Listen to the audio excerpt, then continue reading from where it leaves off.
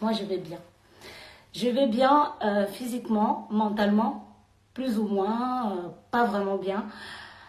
Parce que, comme vous avez eu le constater, depuis un bon bout, je suis un peu sur les scandales. Malheureusement, qui ne sont pas préparés parce que quand on est un personnage public, on peut être amené à être sous des scandales qu'on n'a pas forcément programmés. Alors, on va aller directement sur le sujet. Hier, en fait, je rentrais de Dakar pour un bref séjour. Bon, vous avez pu suivre sur les réseaux sociaux, pour ceux qui me suivent, un peu plus près sur Snapchat. Et j'ai eu un accident de la route. Je l'ai dit sur Twitter parce qu'en fait, sur chaque réseau, il y a des endroits où je donne certaines informations et sur d'autres pas. Donc, j'ai eu un accident de la route en partant à l'aéroport. Je pense que ceux qui m'ont vu ont vu dans quel état la voiture elle était. D'ailleurs, j'ai même publié sur Twitter l'accident en question. Donc, il y a une bitch qui nous a percutés et malheureusement, on s'est retrouvés sur l'autre côté de la route. Bref, c'était un bazar. Donc, je suis totalement stressée. J'ai failli mourir. Donc, dans ma tête, sur le coup, je ne réalise pas. Mais c'est une fois que je suis dans la voiture, enfin que je suis en train de prendre mon vol, que je réalise en fait que j'ai failli mourir et c'est peut-être une grâce. Donc j'appelle un peu tout le monde, ma famille et tout ça. Je les fais comprendre que je ne suis pas bien, j'ai failli perdre la vie, enfin bref, etc. Donc on me donne un somnifère parce que j'étais très. Je ne sais pas si les personnes qui sont sur le direct ont déjà eu à voir ce genre de choses. C'est-à-dire quand tu as un accident de voiture, en fait, tout te passe par la tête. Même si tu es quelqu'un de fort, sur le coup, tu peux te retrouver en fait à pleurer, je sais pas. Donc, je pleurais vraiment à l'aéroport comme une madeleine. J'étais vraiment pas bien. Et des personnes qui étaient des pompiers, d'ailleurs, waouh, le personnel de l'aéroport à Dakar, franchement, félicitations. J'ai été prise en charge par le personnel qui a été super adorable. On m'a donné des médicaments par la suite, donc c'était des somnifères pour que je puisse dormir et me relaxer. Donc par la suite, je voyage, j'avais toute la peur du monde et tout ça. Je suis très stressée, je suis très fatiguée, bien sûr, évidemment. Et maintenant, j'arrive à l'aéroport ce matin. Je tiens à signaler que personne ne savait que je voyageais, hormis ma famille et quelques de mes amis. J'en ai pas des tonnes d'ailleurs, qui savaient que je voyageais. Donc je leur ai dit, bon là je vais monter l'avion. Donc pour les personnes qui commencent à raconter que oui, c'est un guet-apens, non, c'est pas un guet-apens. La fille ne savait pas que je voyageais et elle ne savait pas non plus que j'allais être là. Donc c'était un concours de circonstances. Enfin, elle m'a trouvé là en fait. Donc, elle savait pas que j'allais être en fait sur les lieux. Donc, pour ceux qui commencent déjà à raconter des histoires, que oui, non, mais elle t'a attendu, machin, non, elle savait pas que je voyageais en fait. Je suis arrivée à 6 h du matin. Mon vol, voilà. Donc, quand j'arrive, je récupère mes valises. Je suis un peu, comment dire, vous savez, quand tu viens de frôler la mort, donc tu es encore même sur les VAPS. Et en plus, je venais de prendre des médicaments qui m'avait vraiment affaibli, 5 heures de vol. Franchement, tu n'es pas dans ton état normal en fait. Donc je marchais sur un pas, mais j'étais lente quoi. Je marchais limite les yeux fermés. Donc j'allais prendre mon taxi. Et tout d'un coup, il y a une dame qui arrive derrière moi. Elle m'interpelle. Elle me dit, j'ai envie de vous parler. Donc je lui fais comprendre que je suis un peu pressée. J'ai un taxi à récupérer. Malheureusement, je ne peux pas. Je ne peux pas. Je pensais en fait qu'au départ, elle demandait, comment on appelle ça, un renseignement. C'est ce que j'ai cru en fait. Donc, elle me fait comprendre que elle veut ce renseignement-là. Enfin bref. Enfin, elle me dit que non, elle insiste. Donc, elle vient avec un air insistant. Elle se place devant moi. Elle me dit, je cite ces mots, tu te prends pour une star. Tu crois que tu es qui comme tu insultes les gens. Donc, naturellement, je demande son identité.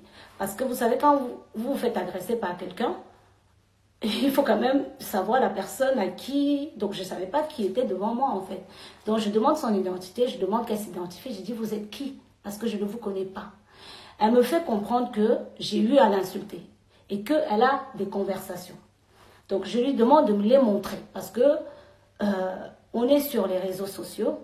Je suis un personnage public et quand on est un personnage public, malheureusement, on peut se faire attaquer parce que les gens ne nous aiment pas. Il y a des gens comme ça, ils ne vous aiment pas. C'est la vie. Je ne sais pas, ne me demandez pas pourquoi. C'est la vie. Il y a des gens qui ne vous aiment pas, naturellement. Comme il y a des gens qui vous aiment par rapport à ce que vous faites. Donc, alors, je pense que cette dame, si je peux... parce que tout de suite, vu comment elle parlait, je pense que on a dû s'insulter sur les réseaux sociaux. Quand je dis on a dû s'insulter, parce que il y a plusieurs fois où les gens sont venus en privé. Par exemple, si j'ai posté une vidéo qui n'aime pas en fait, ou bien j'ai fait un post qui n'aime pas, ou bien s'ils ne sont pas d'accord avec moi, tu vas entendre, oui, ferme ta gueule, grosse pute, va te faire foutre, tu es qui, tu vois. Et il y a des moments où je suis sincèrement désolée, en tant qu'humaine, tu peux passer, tu vois, tu peux laisser, ça peut arriver. Et puis il y a des moments où, malheureusement, si tu as passé une mauvaise journée, je vous jure que même si c'est qui, quelqu'un peut te dire ferme ta gueule, tu lui réponds toi-même ferme ta gueule. Et je pense que c'est dans ces circonstances-là qu'elle et moi, on a eu à s'échanger. Parce que vu comment elle disait, oui, tu m'as insulté, donc ça veut dire qu'il y a eu cet échange. Donc peut-être elle est tombée sur un mauvais jour, où j'étais peut-être en colère, elle a dû me dire un truc de travers, donc au lieu de laisser, malheureusement j'ai insulté. Donc, comme vous avez pu le constater sur la vidéo, je me suis retrouvée nue. Beaucoup m'ont posé la question, comment est-ce que ça se fait que j'ai été nue? Alors, comme je l'ai toujours précisé, vous savez que quand vous êtes dans la bagarre, bon, là, ça va être un peu comique. Enfin, gars, c'est mieux que toi-même tu enlèves la perruque avant qu'on te l'enlève. C'est ce que j'ai fait. Donc, quand la fille m'a attrapé, c'est mieux de raconter ça avec l'accent quand même, ça a plus longtemps, comme on dit chez nous, le goût. Donc, quand la fille m'attrape le vêtement, puisqu'elle le répète, tu insultes les gens, tu insultes les gens. Et moi, j'arrête pas de lui dire, mais vous êtes qui? Vous êtes qui? Donc, je ne vous connais pas.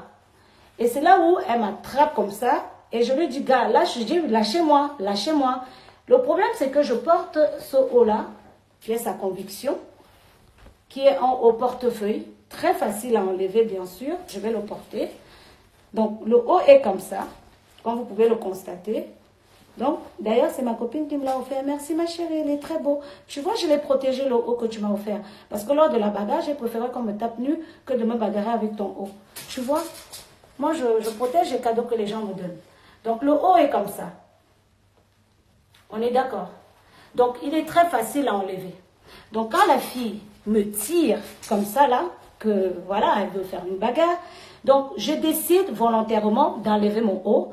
Je décide aussi volontairement d'enlever ma perruque. Parce que vous savez, les histoires de perruque, là, c'est l'affaire de honte.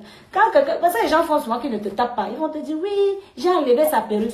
Donc, moi, j'ai d'abord préféré enlever ma perruque. Et puis, placement de produit, c'est quand même une perruque qui coûte cher. Vous-même, regardez le cheveu, placement de produit, on a 3 000, on ne va pas laisser. C'est super important. Le cheveu est bon, hein. Venez payer. Donc, je ne pouvais pas, malheureusement, comment on appelle ça,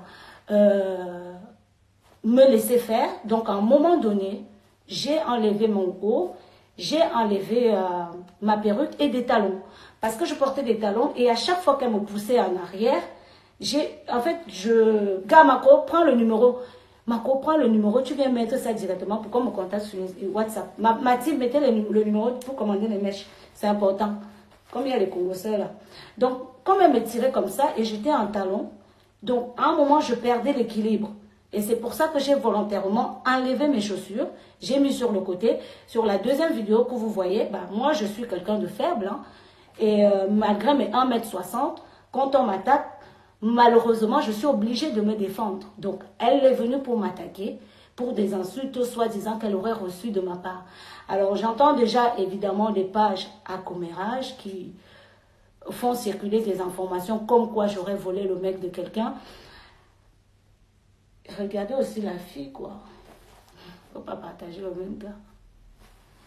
Sauf si, comme on dit souvent, qu'on ne connaît jamais l'homme. Mais franchement, gars que je suis sorti avec, je connais souvent le style de fille aussi quand même. C'est pas méchant, mais je crois. Hein.